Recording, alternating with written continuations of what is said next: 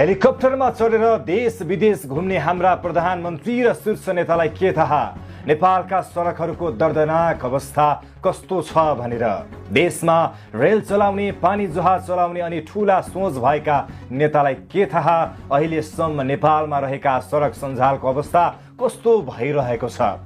बारम्बार ती नेतालाई सार्वजनिक यातायातमै मुगलिन नारायणगढ हुँदै दाउन्नेको धुलो र हिलोमा यात्रा गराउँदा बल्ल महसुस हुने थियो कि सडकको अवस्था कस्तो छ, कसरी काम भइरहेको छ भनेर। देश बनाउनेहरू भ्रष्टाचारमा मुछिएका खबर दिनहुँ आउन थालेका छन्। मध्यरातमा ड्युटीमा खटिएका प्रहरीहरू सडकमा देखिएका खाल्डा खुल्डी पूरा गर्न हातमा बेल्चा लिएर भने हिँडेका छन्।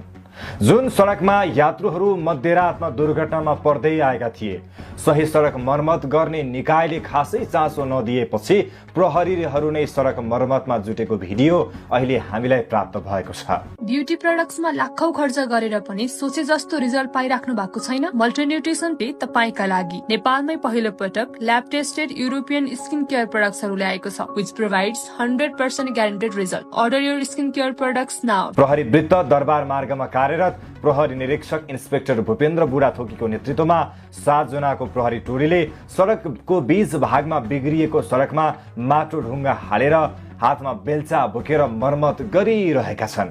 बोटाहिटी पुल नजिकैको यो अवस्थामा रहेको सडकको मर्मत गरेपछि अहिले त्यहाँ सार्वजनिक यातायात चल्न सँगै यात्रुहरूलाई पनि हिडुल गर्नको लागि सहज भएको छ।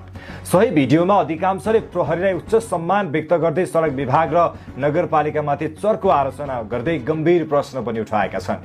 जीवधनको रक्षा गर्ने प्रहरी आज सडक मर्मतमा जुटेका छन् अनि सडक बनाउने विभागहरू भ्रष्टाचारमा लिप्त छन् भनेर धेरैले आफआफ्नो कुराहरू पनि राखेका छन्। पछिल्लो केही महिना यता केही प्रहरीका कारण सिङ्गो प्रहरी जगतमा गाली आइरहेको छ भने ताली आउने प्रहरीका कामहरू बाहिर आउन सकिरहेका अवस्था छैनन्।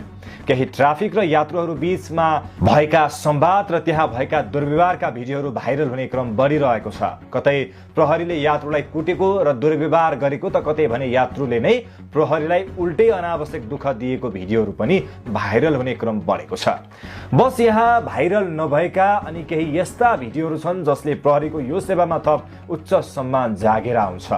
यता ट्राफिक प्रहरीले पनि सडकको खाल्डा छिटो पुरिदिन आग्रह गर्दै आइरहेका छन्। राजमार्गमा मात्रै नभएर अहिले राजधानी भित्रकै सडकमा पनि ठूला ठूला खाल्डाहरू परेका छन्, जसले ट्राफिक प्रहरीलाई सवारी व्यवस्थापनमा अप्ठ्यारो बनाइदिएको छ। सडकमा खाल्डो बढेपछि सवारी साधन चलाउनेहरू सबैभन्दा बढी पीडित छन्।